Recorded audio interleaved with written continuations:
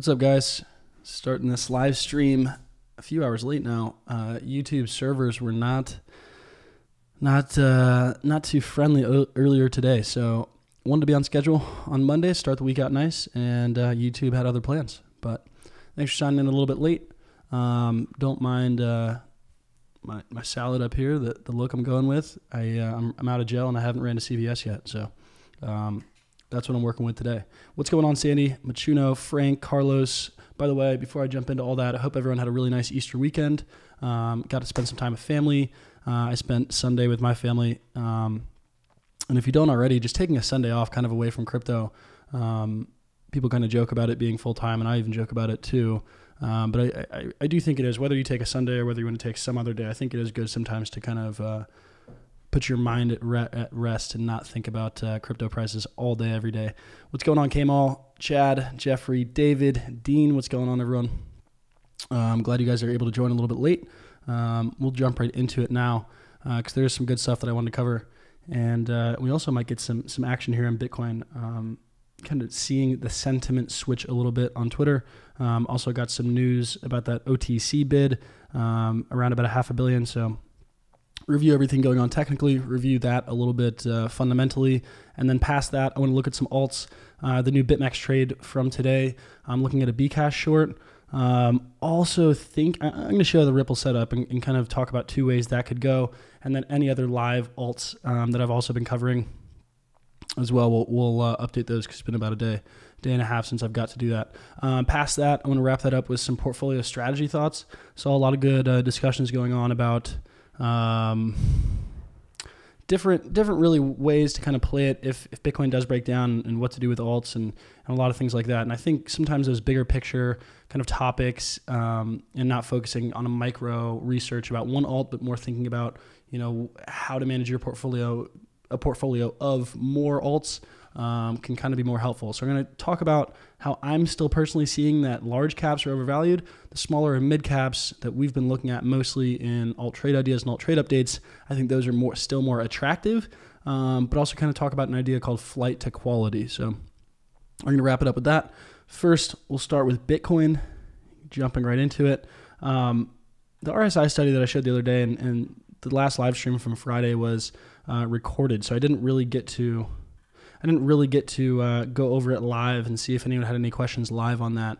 So I'm going to really kind of touch on that quickly again. But it was what I was looking at Friday and Saturday as well, was studying the RSI and kind of the way that price had reacted the last time it touched this oversold line. And we just touched that oversold line again over the weekend.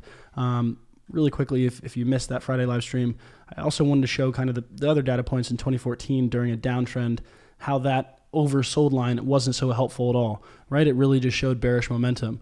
But in this uptrend that we've been in, you can see now really for the last year and a half almost, how nice of an indicator that has been to generate a buy signal, right? And kind of the last time I was looking at this was early February when I was kind of talking about, touching the bottom of the channel here. So now that the daily is kind of coming off of that oversold, we have gotten a nice move from price as kind of the new quarter starts, but it hasn't been this serious jump yet. And I'm looking at two smaller resistance zones before we get to this 7.5, 7.6, which was an important zone, right? This is kind of pre this last weekend. This was that level right when things dropped here. We kind of dropped off a cliff, and that's 7.5, 7.6K. But before we even get to that level, I think there's two resistance, kind of mid-trade resistances that I'm kind of focusing on. And this one is 7.2K area, which price just has not been able to close above ever since we've now stepped down another level to around the 6.6K. And then also kind of this on smaller time frames, I've been watching this trend line, this red one. And that's just taking from this peak, extending it to the next peak, and extending it out, right? And then I just chop off the kind of extend because it makes the chart a little bit cleaner. But we've been slowly climbing towards this resistance today. Technically what's happening, or not technically, fundamentally what I've been seeing in the space is kind of sentiment has been shifting. Those that use stochastic RSI, everyone has been saying, that's the regular RSI. Those that use stochastic are saying it's oversold on every single time frame, looking for a bounce in that sense. whenever I'm doing kind of the Bitcoin trend analysis, I'm always looking at kind of the bigger picture, slower moving kind of trend analysis. For the stochastic, it's going to be a little more faster moving. So this bounce can sometimes take a little bit longer to kind of unwind, right? If we're looking at the daily and we're looking at the original RSI. Fundamentally, the news that I just shared into the Bitcoin trend analysis, or maybe it was in the newsroom, was that I follow this guy, Jeremy Gardner. He's one of the co-founders of Augur. He also got into Ethereum's ICO for a pretty good chunk of money. So you can do the math on how well he's done. He noticed that in the OTC markets, he just saw, I don't want to quote the wrong number, I think he said bids for, where was it at? Several bids for multi-billion-dollar blocks of Bitcoin. All right, so that's pretty massive. Kind of the two indicators or the two things that can really drive Bitcoin's price back up, regardless of tech, regardless of all these kind of other things that go into it, is that new money comes into the space. And until that happens, retail money is really kind of what drives the euphoria. What can really drive prices up is new retail money, kind of just the masses getting interested in investing in crypto. And then more institutions coming in as well. So Bloomberg shared an article this morning about hedge funds kind of drying up, or not any new hedge funds kind of launching or coming into the space. Jeremy's kind of quote would definitely show evidence for the contrary. So someone coming in for several kind of multi-billion-dollar blocks, that's pretty massive. Machuno said, Carter Thomas told me he knows a guy always bidding for $1 billion. So, I mean, I just haven't kind of seen that institutional interest. If there has been that interest as of late, no one has really talked about it. So it's kind of interesting that we're seeing that now, kind of at this critical support. Also, when the RSI is signaling a really good buy signal, or what has been a really good buy signal for at least the last year and a half. So I shared a couple days ago, I think it was going into the weekend, how I really liked this as kind of a new fiat entry. I think we were at 6,800. I liked it as a new fiat entry, and I still like that. I just don't, I still am personally shying away from kind of loading up on on a leveraged long or getting too aggressive on that front for right now. So until we can kind of get over, I would call 7.2K a confidence booster. I would call this 7.5 to 7.6K a pretty strong resistance that we would need to break above. So we'll see what happens here in this kind of 7.2K and kind of trend line resistance. It's a bit of a confidence level there for Bitcoin. That's what I'm seeing there, guys. We'll see what happens if any volumes or any more news can kind of come out. That was a pretty informal news update from Jeremy, so he doesn't usually put out too much stuff. There's not really any way to confirm that unless you're talking to your own OTC dealer, and he's able to kind of give you that. I'm not even sure why an OTC broker would be giving someone else's order information, but who knows? It's crypto. Past that, so OTC bid rumors, RSI study. What I wanted to look at in terms of alts is a little bit different, just in the sense that I'm going to kind of go away from the alts that we've been covering for the alt trade ideas, and I want to look at the majors for a second. And the reason I want to look at the majors is because there's still a disparity going on in terms of different categories of alts. What I mean by that, to slow that down a little bit and break that down a little bit more, is, in my opinion, we're still seeing ETH and some other alts. I even thought ETH was kind of attractive here. So now we're definitely in the lower third.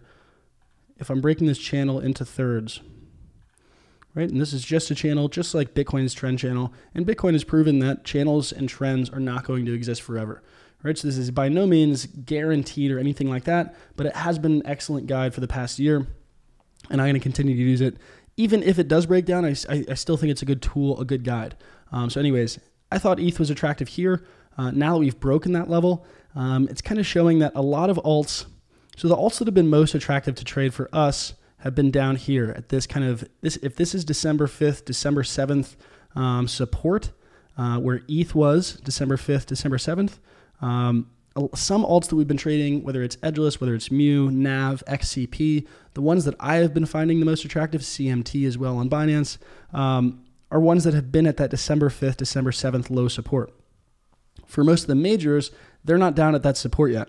So we're kind of seeing the mid-low cap coins drift down to that support already and be more attractive, in my opinion. And we're still seeing a lot of kind of the major pairs which still seem a bit overvalued. And that's kind of tough to say because ETH has taken such a hit.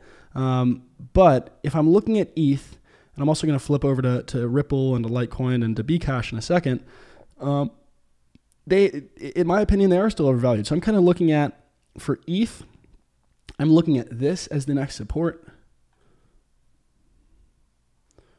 And you can pull this from a lot of different directions.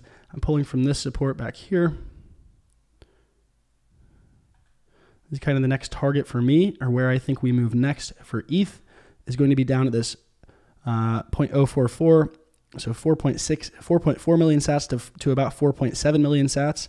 It's kind of the next level that I'm looking at for ETH. For Bitcoin Cash, which is kind of the trade that Bitcoin Cash and I think Ripple show the fractal a little bit more clearly. Right, so if we're looking at Bitcoin Cash, I'm going to take away the drawing tools as well. If we're looking at Bitcoin Cash and we just kind of see how these last two alt cycles have played out, you see the original pop and then we drift back down to kind of normal levels. You see the original pop and now, so this, I'm just going to have to get out a new tab.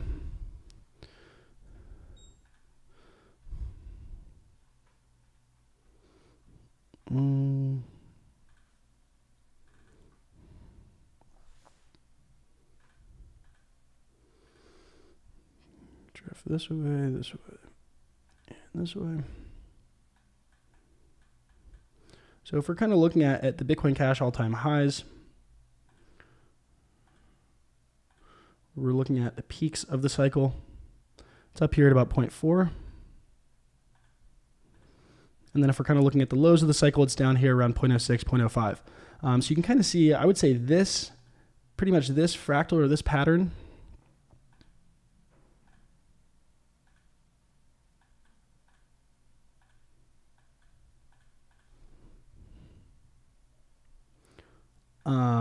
this kind of pattern is exactly what I'm looking for. It looks like we're in about this stage right now, right? The original run up and then the slow drift back down to the green support. So I'm kind of seeing that exact same thing here. This time it's a little bit more extended.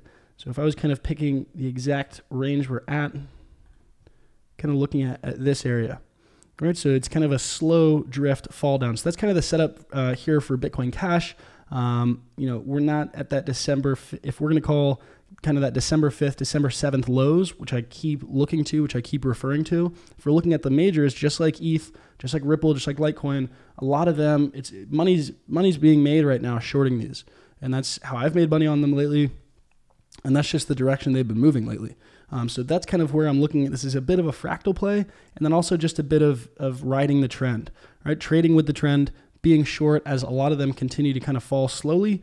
So that's kind of the setup that I'm looking there for Bitcoin Cash. Target is going to be, I would say the first area I'd be looking to take profits would be down here at about 0.074, 0.075, which is the December 5th, December 7th lows.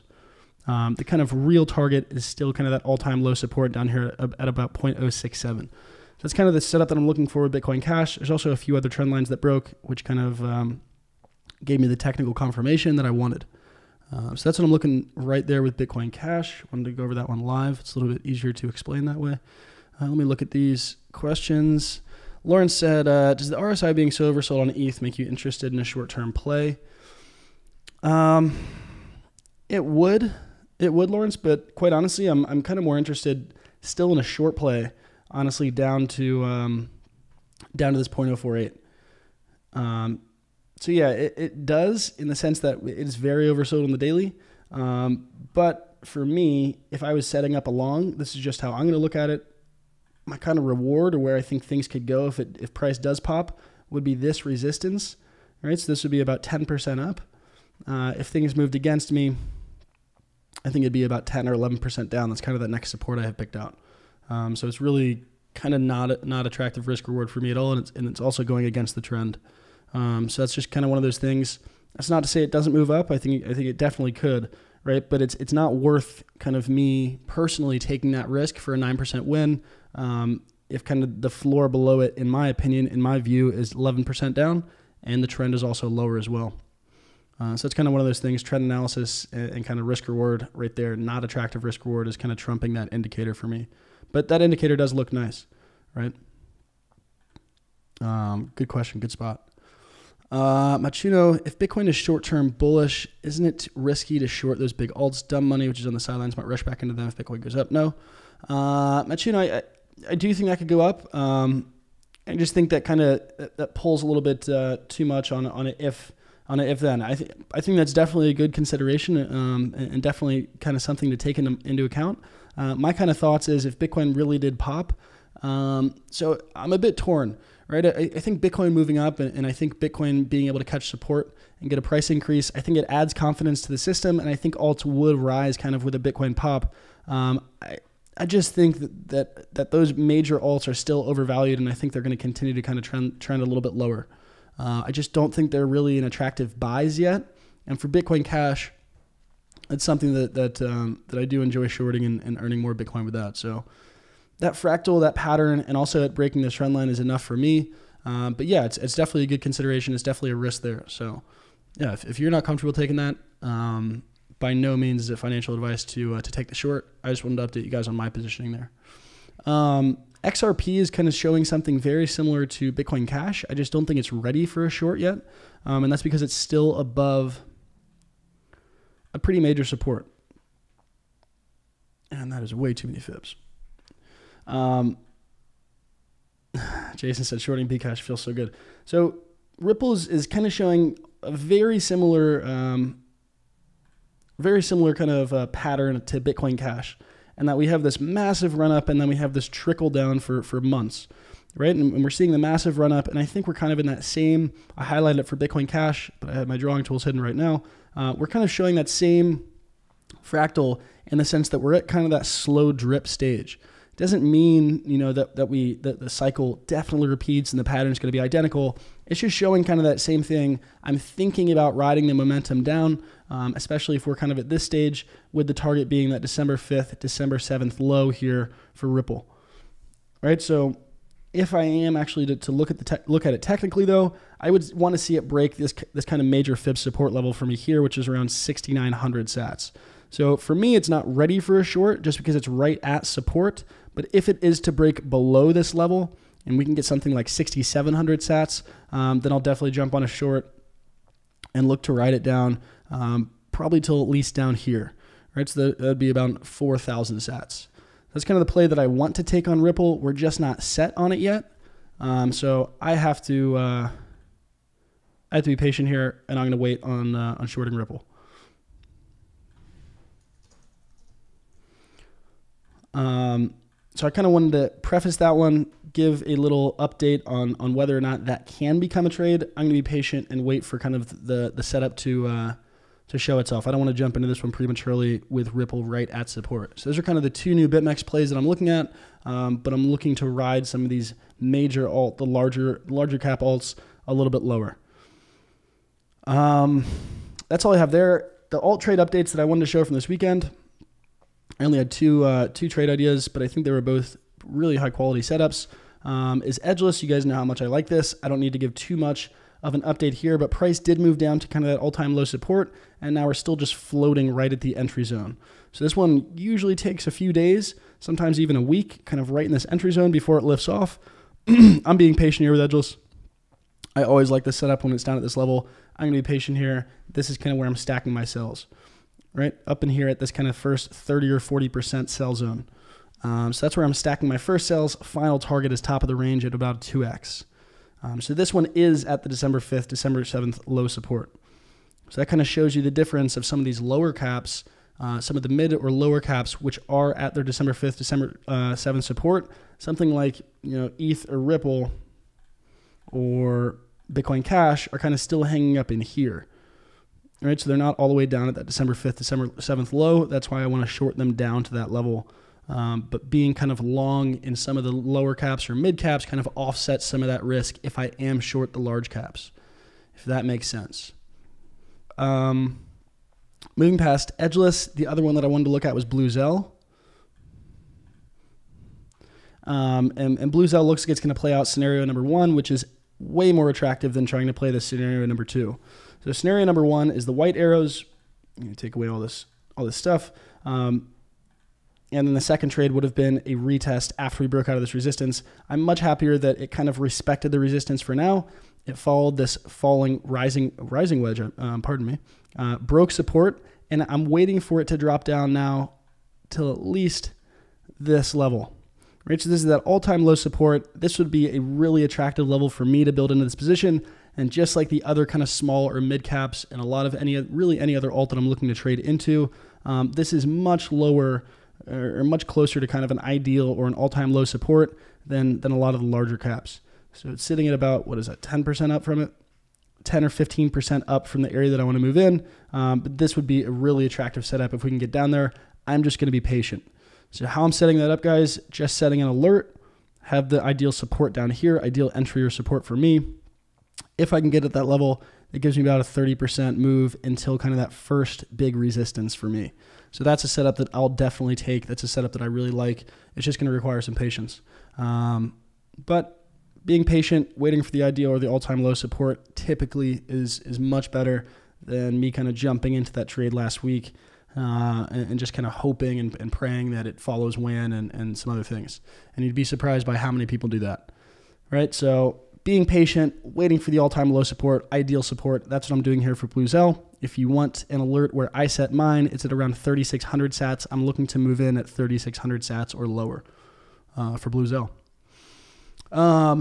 That's all the kind of real updates that I wanted to go over. NAV, XCP, and a lot of those other ones are really kind of still hanging at their same levels. NAV dropped back down to our exact same entry or exact same ideal support zone, and then lifted up a few percent, maybe even 5 or 10% again today. So really nothing new with NAV or XCP. XCP doing the exact same thing, possibly also forming an inverted head and shoulders. So this setup could get really nice. It's kind of one we've been waiting on. That would be the left shoulder. That'd be the head. That'd be the right shoulder. I just don't want to get too ahead of myself. I drew this in Alt Trade Updates a while back or on a stream a while back, and it looks like it's finally going to form. So that's kind of what I'm watching here for XCP. I don't want to get ahead of myself, but that could turn into a really nice trade. This one is a slow mover though, guys. XCP usually takes a few months. That's kind of what I have to think about whenever I move into Counterparty. Other than that, no real alts that I've been covering too closely that I want to go over in here. The last kind of topic that I wanted to cover before I just open it up and take any questions you guys want to go over is kind of some portfolio strategy thoughts on what I've seen a lot of people discussing on Twitter, and just what I think is important to review. What I've been thinking about in the current market is, I talked about it a little bit earlier, large caps being overvalued, smaller and mid caps being more attractive, and kind of a flight to quality is kind of the theme that we're seeing now from a lot of people that I respect in the space. Are kind of saying that 2018, we're going to see a flight to quality. So there's a lot of narratives that can play out each year. Obviously, no year in crypto is going to look the same, right? 2017 saw some very, very strange trends. It saw, unit price chasing. So any coin under $1 would pump. And then we would see kind of some pretty aggressive marketing plans would cause coins to pump. Bcash being kind of the most successful one, I would say. So we saw a lot of strange themes, a lot of strange narratives. Some people have said 2018 is the year of the DEX. Some people have said it's the year of the fork. And we've seen so many things. But one theme that I think is not talked about as much, but it's talked about from people I respect, is kind of a flight to quality. And what that means is, I think it's partially kind of a regulatory theme, meaning that when regulations come out, projects that were sloppy, whether they were ICOs that didn't treat themselves as securities and kind of tried to use a little utility token loophole, or whether it's we just kind of start finding out that a lot of these projects don't need tokens, or that a lot of these projects are overvalued, or that a lot of these companies are going to fail. A flight to quality would mean that probably, a lot of the coins, or some of the coins at least, that are pretty bad might die off, and there's going to be a flight to quality of projects. So quality projects, thinking Bitcoin, Ethereum, things that are definitely going to be around for a long time, and things that are, just have the biggest community, have the biggest network, a flight to quality of projects. And we see this sometime in stocks. It's kind of a risk off in some sense. So moving into kind of less risky, less kind of, some people, you can call stocks, penny stocks or pink sheet stocks, or you can call certain bonds junk bonds. There's not really a word for kind of sketchy crypto projects, but pretty much anything you see on Cryptopia or some other places, it doesn't mean that I think you should stay away from all low caps, right? I think there's definitely some good plays on low caps. Loom and Tomo are still the two that I have the highest conviction in. I just think that there might be a flight to quality. And what that means is it means it's something that I talk about a lot, but it means consolidating or maybe only focusing. I only focus on about 4 trades at a time, right? But whatever that number is for you, you don't have to focus on 4 trades. Let's just say if you focus on 50 trades, maybe kind of consolidating some of your holdings down, because if there is ever a big shift, right? If Bitcoin does take off or Bitcoin drops below 6K and we start plummeting to whatever K, having kind of consolidated holdings or only being in the projects that you have the highest conviction in do a few things. One, it helps you manage your positions or your whatever trades you're in a lot better, right? You can be more agile in the market. If things break down, you can kind of handle. If you really wanted to get out of a few positions, you would be able to actually do that. The other thing it does is it forces you to be in the positions which you have the highest conviction in. So just kind of my portfolio strategy thought of the day. It doesn't matter if you want to follow it at all, but I think it is something that you should consider. I personally have found that consolidating my holdings down every so often has helped me so much. I remember when I first got in the space, I would just throw a little bit into so many things, and then very quickly you lose track of half the things you're in. And then maybe they're down 5 or 10%, and then maybe you just sell. You're not really able to realize the ones that move and then move on to a new project with kind of a bigger amount. So I've just found concentrated positions, consolidated positions have helped me out. Just want to throw it out there again. Maybe it helps you out. So that's all I have today, guys. Let's see if we have any questions in here. I'm still looking at Jason's comment of shorting Bcash feels so good. There is just something about that. By the way, if there's anyone in the group that is a big Bcash fan, I don't have anything really against the project, guys. The tribalism in crypto is pretty crazy. So I don't want to affect or hurt anyone's feelings when I say Bcash. It is simply an acronym. It's a lot easier and quicker to say than saying Bitcoin Cash. So nothing against it like that. Not a personal attack if you do like Bitcoin Cash. I think their marketing is incredible. I just say Bcash. Jason said, since there's a huge OTC market on Bitcoin, how do you think this will affect price action? How should we make sense of this? Good question. Me and Alex actually were just talking about this, but how I kind of think of it, Jason, is more or less of even kind of getting out of technically how that affects price on the exchange or how that affects this. It's more of kind of an indicator of large money or big money or new money coming into the space, right? So that's kind of how I like to think of it. If someone is that big in OTC market and wants to step in, that shows kind of big money demand coming in, right? So I can just kind of think of it as a buy wall. I wouldn't try to, I could draw a flow chart on all the different ways that could affect the price on an exchange. I think it's just more helpful to kind of think big picture conceptually, that new money or some massive buyer is stepping in, and kind of just follow the smart money if that makes sense. Rick said, yeah, fib anchors for XRP. I can definitely do that, Rick.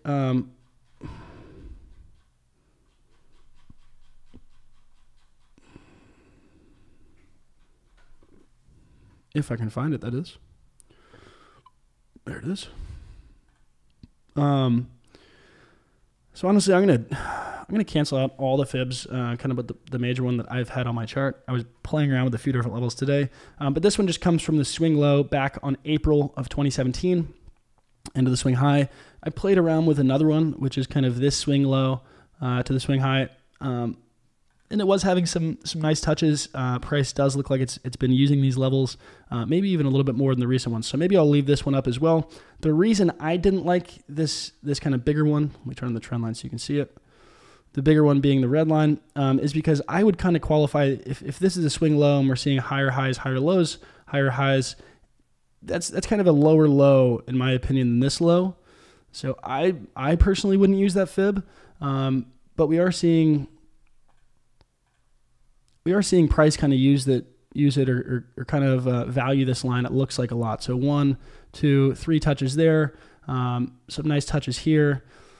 So maybe I'll leave that one on. But the green one's been on my chart a lot longer, and I've kind of always looked at it from there. So the green one is just this trend line is the swing low from 420 around 419 all the way to the all-time high. But there's a few different ones you can play with there, Rick. I'm kind of playing around with a few myself. But I like this level a lot. It definitely has some major touches. So that's what I'm looking at there. Yep. Lawrence, can we go over LTC? You got it.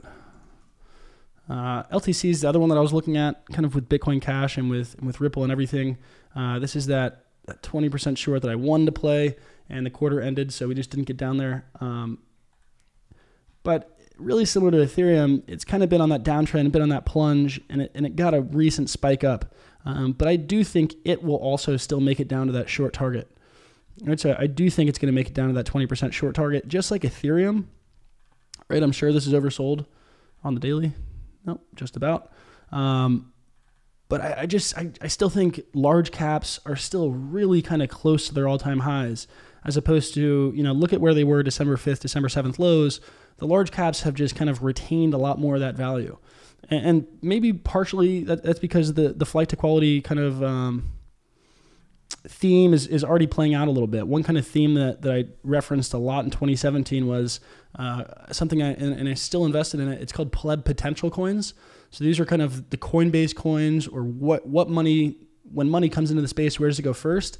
It looks like these large caps have actually retained their Bitcoin value a lot better than some of the small and mid caps, which is the opposite of what we saw last year.